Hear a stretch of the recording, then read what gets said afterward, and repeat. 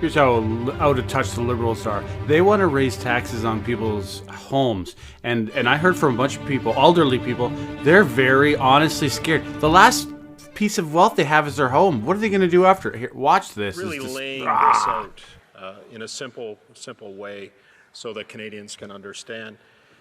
It was Prime Minister Margaret Thatcher that said at one point, the problem with socialism is that eventually they run out of other people's money.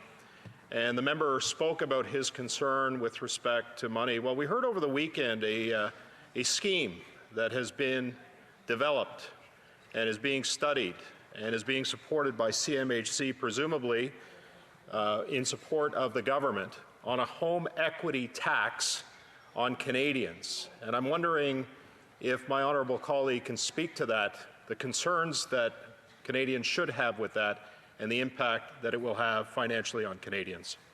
For Carleton. Thank you very much. It is a good question. You know, the government has tried, this is a political party that has tried to convince Canadians again and again that they can spend limitlessly without ever having anyone pay for it.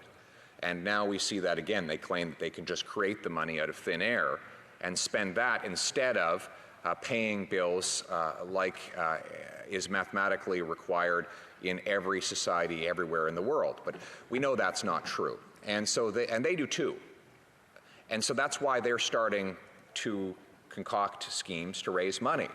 And we've learned over the weekend from some intrepid journalists over at Blacklock's that this government is now studying through CMHC the prospect of a new tax on home equity.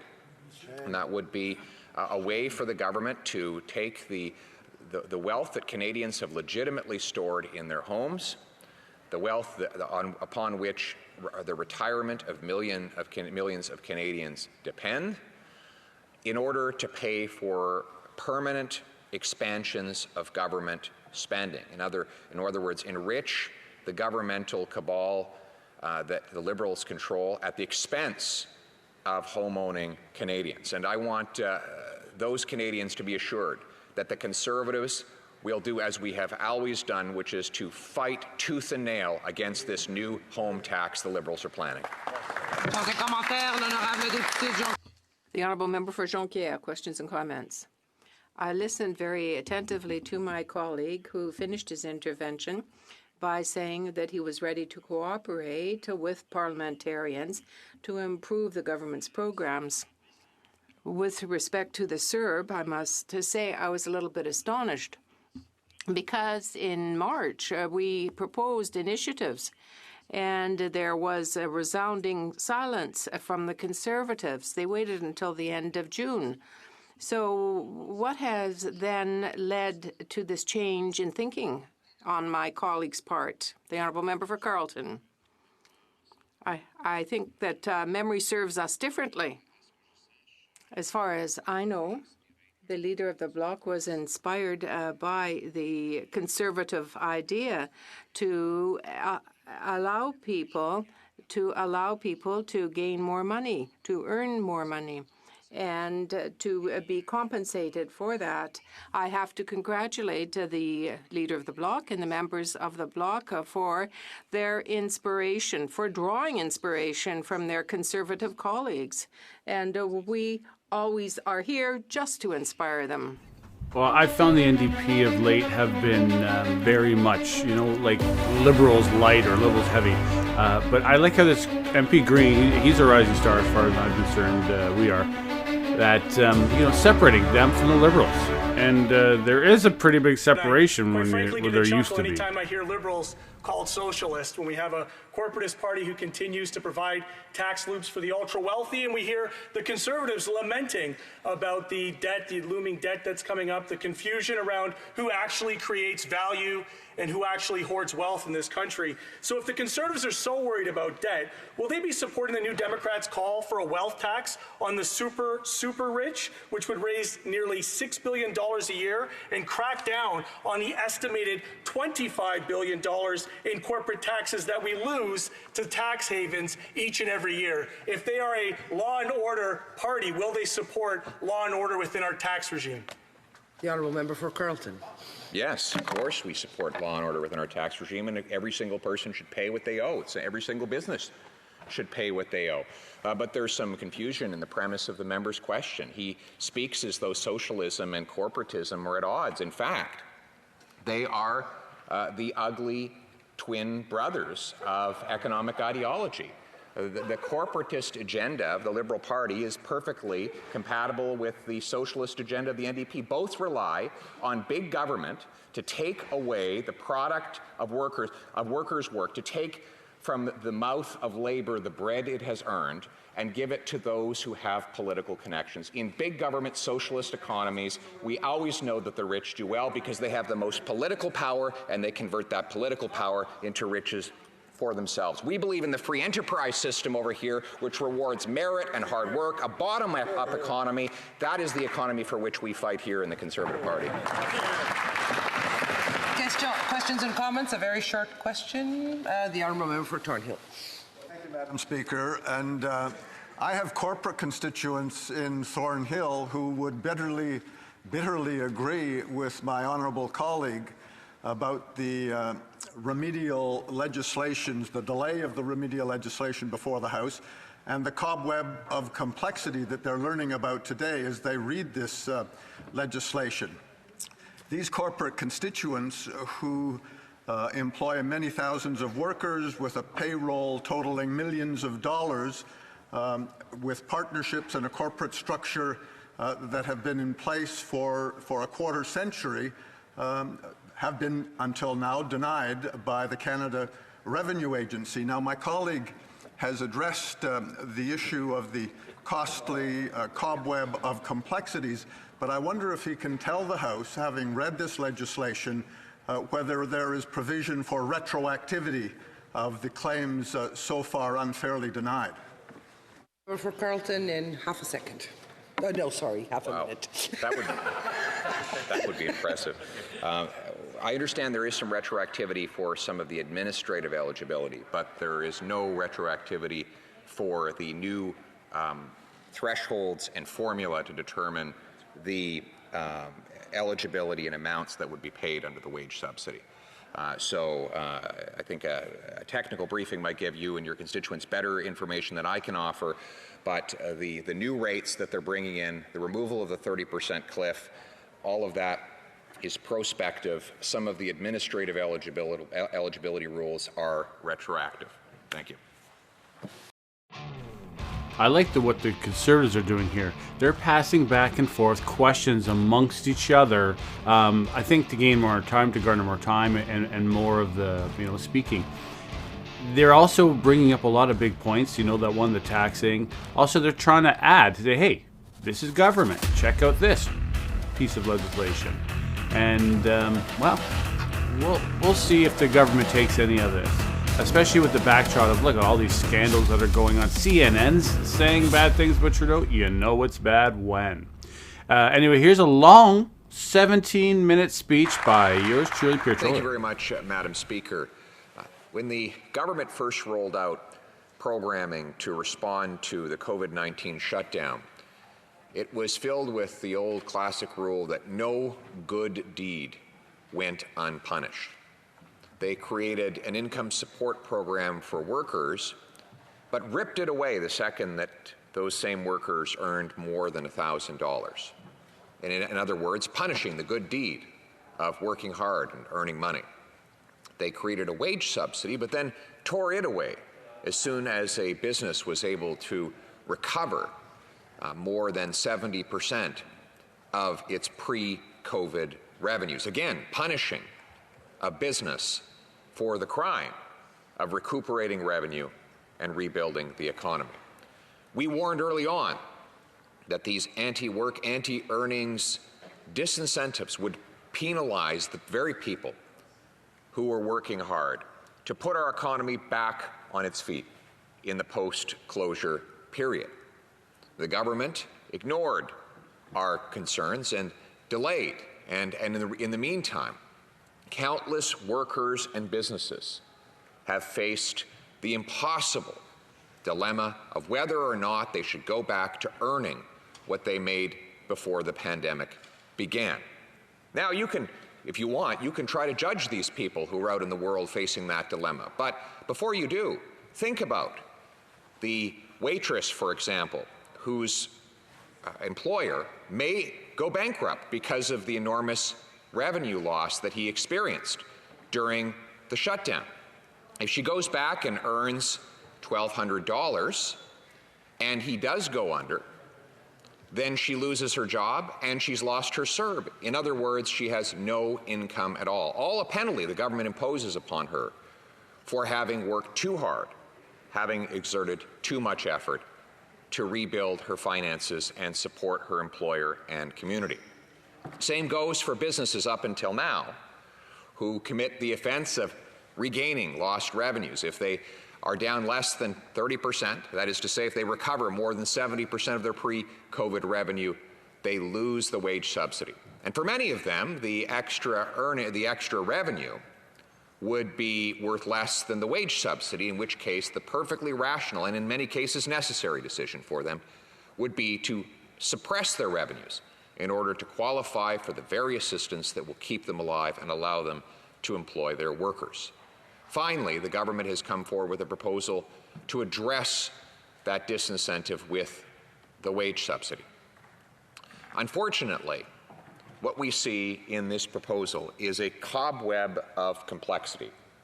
Let me break down just how complex it will be and how bewildering it will become for businesses who are trying to make sense of it all.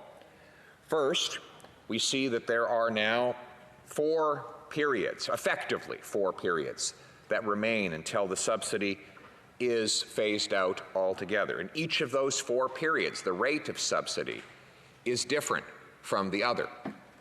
And then there are 3 scenarios that apply to those 4 periods. There's the first scenario where you're a business that has lost less than 50% of your revenue, in which case you're entitled to the base subsidy. And then there's the second scenario, in which case your business is down more than 50%, in which case you are eligible for both the base and the top-up. And then there's the third scenario where your employees are furloughed or quote-unquote on leave, in which case there will be yet another and different rate of compensation paid through the subsidy. Now, don't even get me started on businesses that have both furloughed and non-furloughed employees. If you just take the basic permutations and combinations that I've mentioned, businesses could face over the next 4 months 15, 20, 30 different rates of wage subsidy that they will have to begin to somehow understand with the help of very expensive accountants and consultants as they go forward and try to make business decisions. This complexity will no doubt impose massive new costs, unpredictability, and uncertainty on the very people who are struggling just to open their doors. They're already facing a whole series of public safety rules imposed by their municipalities, rules that are hard themselves to follow, burdensome and costly to implement. And now they will have to plow through an already complicated system of taxation in order to make sense of an even more complicated system of subsidies. We put forward proposals in numerous conversations with the minister that could have made this simple. Why couldn't they, for example, have just expanded the Canada Emergency Business Account to lend businesses their prior month's revenue loss and then forgive repayment on 75% of whatever businesses spent of that amount on wages? There's your wage subsidy. No complexity. Scaled to revenue loss. No disincentive. Easy to administer. Available at your local bank. But of course that was not the option the government took. No, instead they had to come up with the most complicated system possible so that the only two sectors that will experience any benefit from that complexity, of course, are the accountants and the tax lawyers that will be paid to implement and make sense of it. Although I suspect many of them will have to hire PhDs in astrophysics in order to make sense of some of the finer details of this particular proposal. Simpler is better. Simplification should always be the goal of government policy so that we know exactly what we're trying to accomplish and the beneficiaries know how to accomplish it.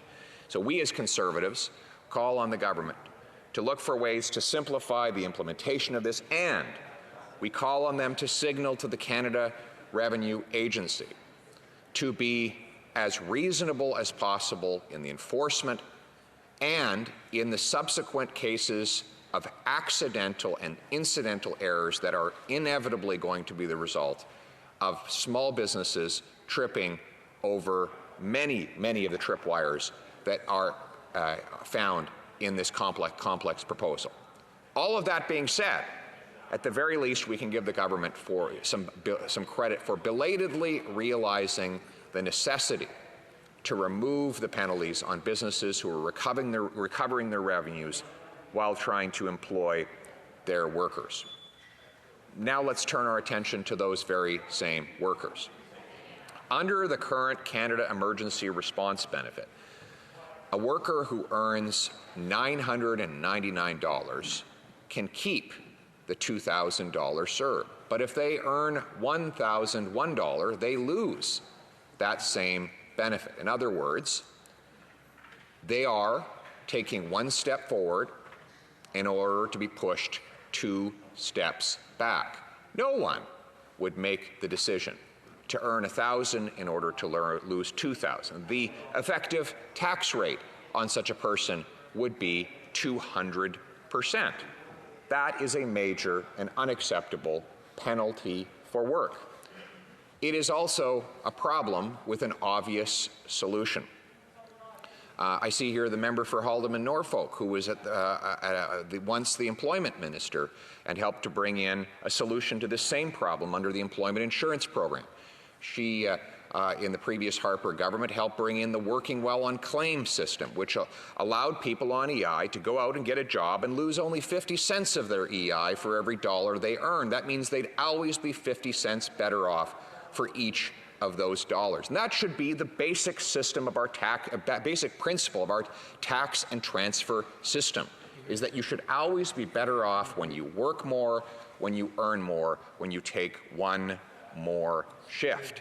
Now, our party has very meticulously assembled a proposal for the government that would solve this anti-work problem, that would give our working class people the rewards they deserve for going back into their jobs and taking as many shifts as they can possibly take. Our proposal is simple, and it is this: that for anyone earning less than $1,000, nothing would change. They'd still get their $2,000 CERB, but for every dollar they earn above $1,000, they would lose only 50 cents of their CERB. And of course, all of this could be reconciled at tax time. Governments already have records of people's earnings because employers submit the payroll remittances, and the government knows exactly what people earn and when they earn it, and it would be very easy using the highly sophisticated CRA software for this all to be calculated automatically and for people's final amounts to be reconciled at tax time on their returns. And so we put this proposal forward. It would allow every single worker to be better off when they go out into the workforce and get themselves another dollar. It would mean that people would lose their CERB only gradually as they earn between $1,000 and $6,000, so that every day, in every way, workers who contribute to their employer, get businesses back on their feet, serve local customers, pay taxes, contribute to the economy, are rewarded for doing so. Now, the government, the parliamentary budget officer has said that our proposal would be affordable. It would be a minor cost, and I believe, frankly, when the behavioral changes that would result from it are taken into account, I believe the government would be net better off as a result of rewarding rather than punishing work. Now, this is, of course, a problem that most left-wing governments have, is they don't believe that there is any limit to the amount of taxation they can impose upon people. They don't understand the impact that incentives have on human and economic behavior. And that is why we see ever larger tax rates that punish people for exerting themselves and for contributing to their employers, that take away from risk takers, from entrepreneurs, and from working class people. We on this side of the House believe in restoring the value and rewarding the exertion of work, because work is the only thing that generates the product of our nation. And we know that no matter what government program you create, you cannot replace the prodigious output of our 20 million Canadian workers and the 1.2 million businesses that employ them. No government program can ever do that. The only way to recharge our economy and to replenish our wealth from the enormous costs that we have incurred and the debts we have mounted is by getting our workers and our businesses firing on all cylinders once again. Beyond just fixing the problems and the penalties in these programs, we also need to unleash the power of free enterprise across our economy. There are parts of the economy that the government began shutting down years before COVID-19. For example, the energy sector. They had imposed a shutdown on the energy sector by blocking 3 pipelines and a major northern Alberta mine well before the COVID-19 pandemic ever appeared.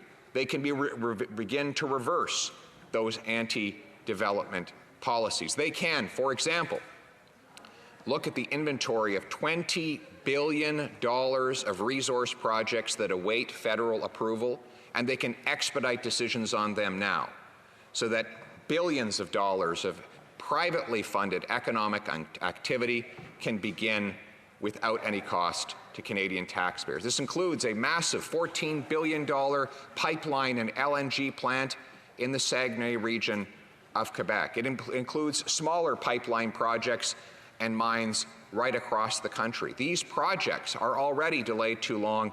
Now would be a time, if you really wanted a stimulus, a free market, privately funded stimulus that will reduce debt rather than adding to it, now would be the time to expedite those exact same projects. Now would be the time to begin to draw the lines of a future energy corridor connecting East Coast refineries with Western petroleum, opening the door to the sale and the transmission of electricity from the prodigious hydro dams of Quebec to other energy-starved communities in provinces across the country, to put an end to the insanity of selling our energy at massive discounts, not just oil and gas, but also hydroelectricity to our American neighbors to the south, when we pay premiums for that same energy here in our very own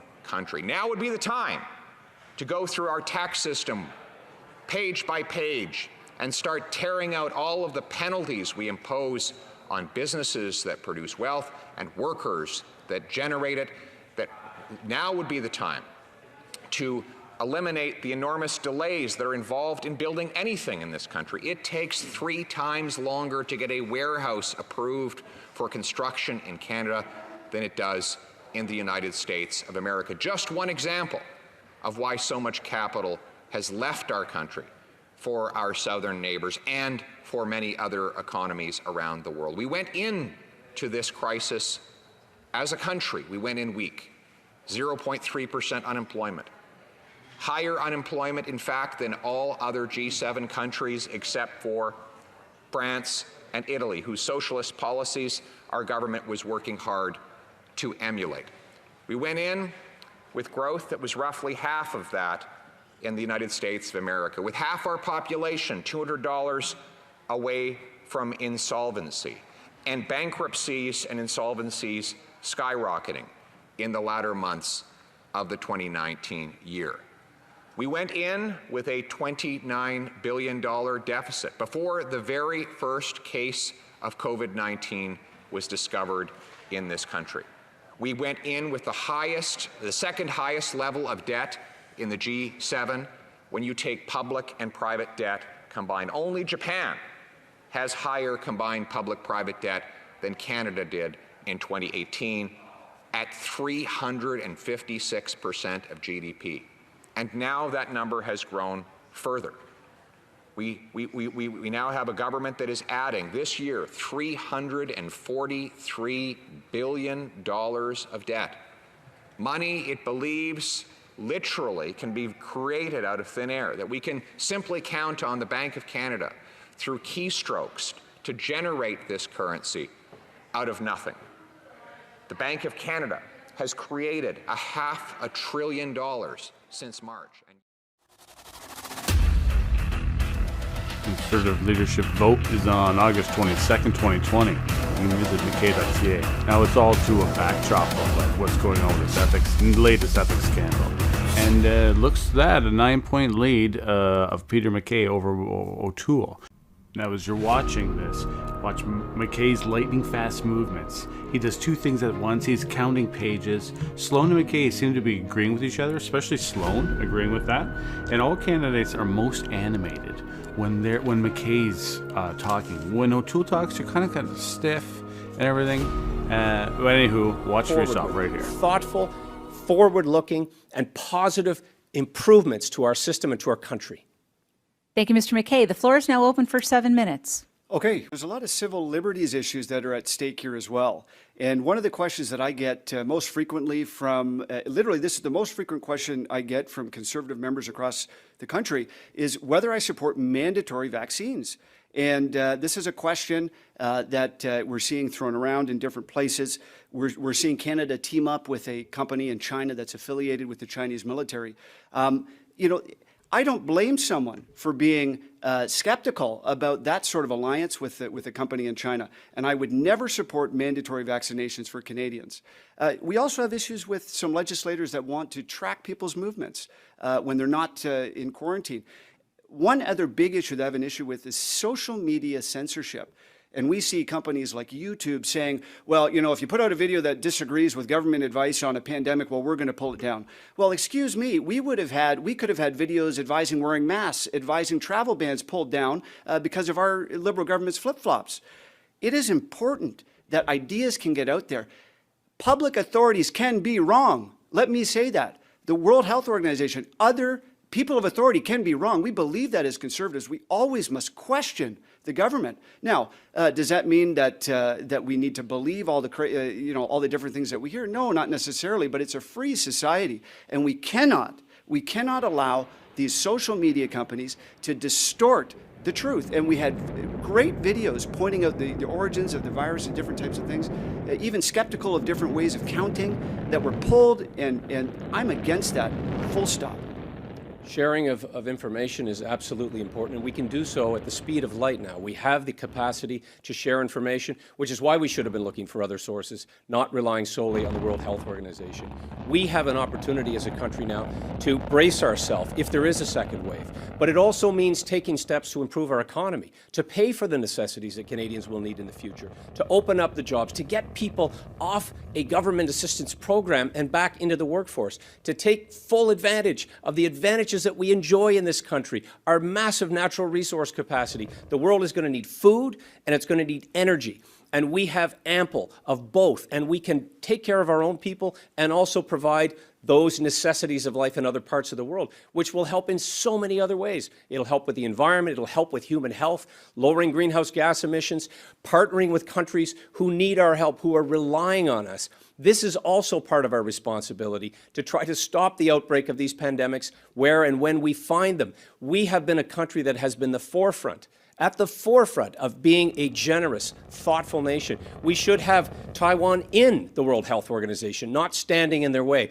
We should be effectively advocating at the United Nations, not pandering to them. And frankly, we don't have time to try to reform the United Nations, as suggested by Mr. O'Toole. We need to actually reform our economy, McKay, work in ways that we're going to be able to feed our people, employ our people, by holding work your together money to back. make our country We're stronger gonna let- now. I'm going to let Mr. O'Toole respond to the comment made Mr. about McKay, him. I've been saying for 4 years you reform the United Nations by holding your money back. Other countries are starting to do that. I've seen UN failures on peacekeeping. We've had Canadian peacekeepers hurt mentally from UN corruption. Remember Rwanda. We've seen the World Health Organization corrupted. We've seen trading and scandals of corruption within the UN.